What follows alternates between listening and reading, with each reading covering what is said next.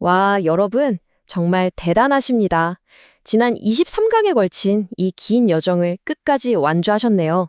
진심으로 축하드립니다. 진짜 정말 많은 걸 배우셨어요. 한번 생각해 보세요.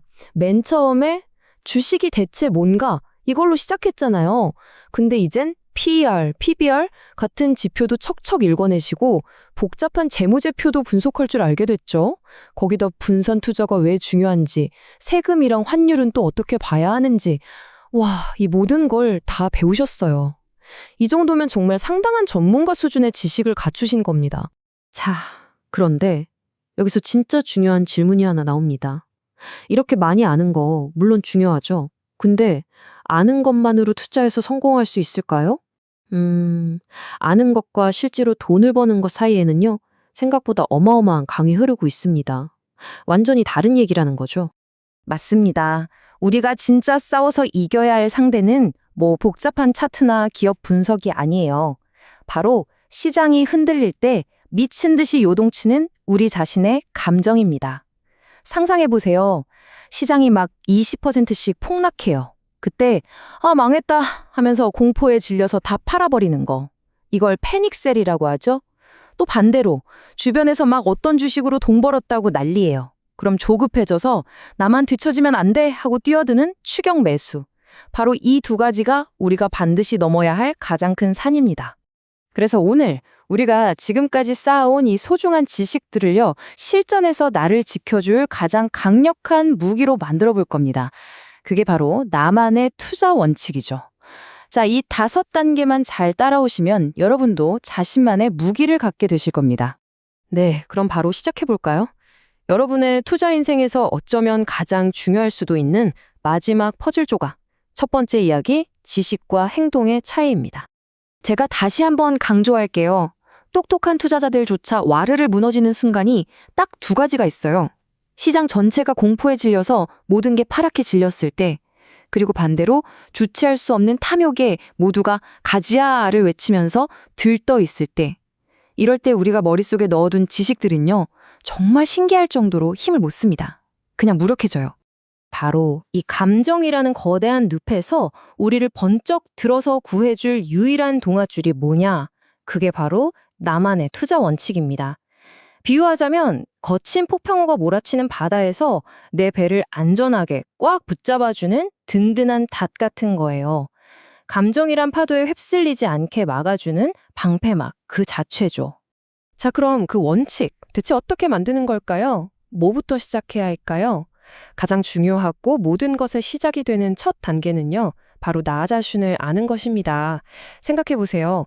아무리 비싸고 좋은 옷이라도 내 몸에 안 맞으면 소용없잖아요. 투자 원칙도 똑같습니다. 워렌 버핏의 원칙이 아니라 바로 나의 원칙, 내가 진짜로 지킬 수 있는 원칙이어야만 의미가 있는 겁니다. 자, 이 표를 보면서 한번 스스로에게 질문을 던져보세요. 나는 어떤 투자자일까? 나는 돈을 막 불리는 것보다 안정적으로 지키는 게 더 중요한 사람인가? 아니면 좀 위험해도 높은 수익을 원하는 사람인가? 솔직히 내 계좌가 마이너스 10%만 돼도 밤에 잠이 안 오는지, 아니면 마이너스 30% 정도는 버틸 수 있지 하는 편인지, 여러분의 나이, 직업, 그리고 무엇보다 성격, 이걸 스스로 정직하게 들여다보는 게 모든 것의 진짜 시작입니다. 좋아요. 내 스타일을 좀 알 것 같다 싶으면 이제 본격적으로 집을 지어볼 시간입니다. 아주 튼튼한 6개의 기둥으로 여러분만의 투자 원칙이라는 집의 뼈대를 세워볼 거예요. 이 기둥들만 잘 세워두면 웬만한 시장의 비바람에는 절대 흔들리지 않을 겁니다. 자, 그 6개 기둥이 뭐냐면요. 첫째, 목표. 언제까지 얼마를 벌겠다 딱 정하는 거죠. 둘째, 매수 기준. 아무거나 사는 게 아니라 어떤 조건의 주식만 사겠다. 기준을 만드는 겁니다. 셋째, 분산. 내 돈을 어떻게 나눠 담을지 계획을 세우는 거고요. 넷째랑 다섯째는 매도 기준이에요. 얼마 손해보면 팔 건지, 또 얼마 수익 나면 팔 건지. 마지막 6번째는 점검. 얼마나 자주 내 계좌를 들여다보고 관리할 건지 그 주기를 정하는 겁니다. 이 6가지 기둥 중에서요, 딱 하나 가장 중요한 심장을 꼽으라면 전 무조건 2번 매수 기준 안에 있는 투자 근거, 영어로는 THESIS라고 하는 이걸 꼽겠습니다. 이게 뭐냐면 내가 도대체 왜 이 주식을 사는가에 대한 한 줄짜리 명쾌한 답변이에요. 그냥 오를 것 같아서 같은 감상이 아니라 명확한 이유와 논리를 가지고 투자하게 만드는 바로 그 핵심 엔진입니다. 자, 보세요. 이게 바로 아주 잘 만든 투자 근거의 예시입니다. 딱 보면 나오죠. 왜 사는가? 아, AI 붐 때문에. 왜 하필 이 회사인가? HBM 시장 1위니까. 왜 지금인가? 15%나 싸니까. 이 세 가지가 명확하게 다 들어있어요.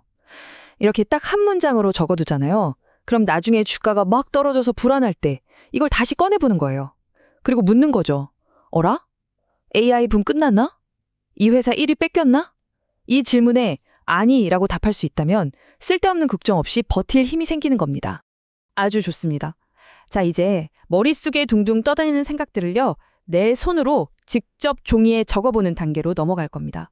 이게 진짜 중요해요. 그냥 이렇게 해야지 생각만 하는 거랑 글로 딱 써놓는 건 하늘과 땅 차이입니다.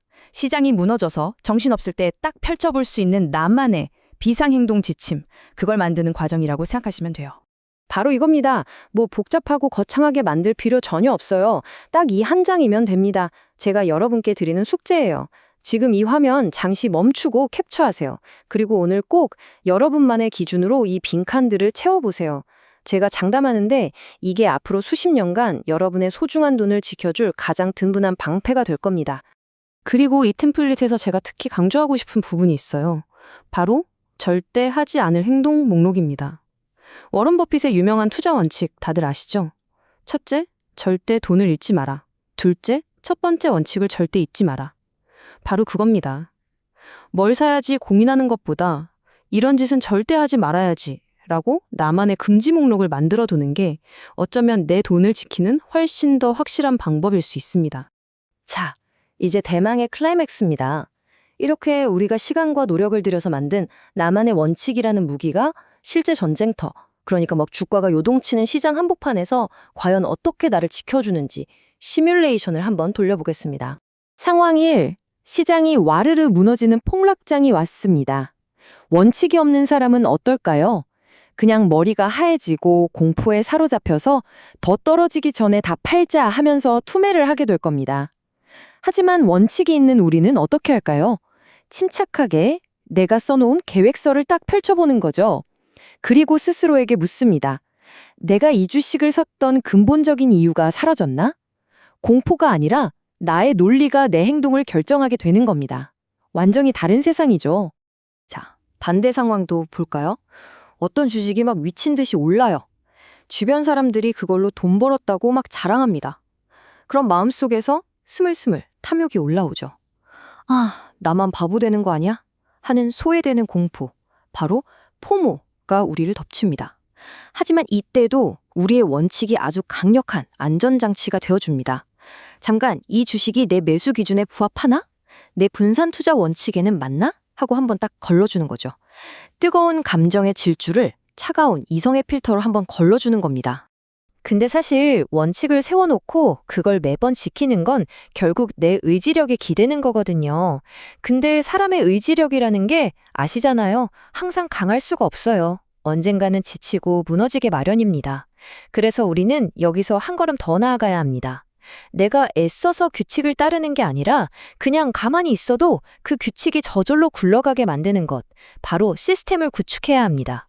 시스템, 거창하게 들리지만 별거 아닙니다. 첫째, 매달 월급날에 얼마씩 자동으로 주식을 사도록 증권사 앱에서 설정해 두세요. 둘째, 내가 주식을 사거나 팔 때마다 딱 한 줄이라도 그 이유를 메모하는 습관을 들이는 겁니다. 셋째, 1년에 4번, 분기 마지막 날은 계좌 점검의 날로 달력에 아예 박아두세요. 어때요? 간단하죠? 이렇게만 해두면 내가 감정적으로 흔들릴 틈도 없이 이 시스템이 알아서 원칙을 지켜주게 됩니다. 자, 지금까지 이 모든 과정을 함께한 여러분은 더 이상 시장의 파도에 그냥 휩쓸려 다니는 투자자가 아닙니다. 여러분은 이제 여러분 자신의 재무적인 미래를 스스로 계획하고 직접 벽돌을 쌓아 올리는 설계자가 되신 겁니다. 오늘 여러분 손으로 직접 만든 이 설계도 한 장이 앞으로 수십 년간 이어질 기나긴 투자라는 여정에서 여러분을 지켜줄 가장 위대한 지도가 될 거라고 저는 확신합니다.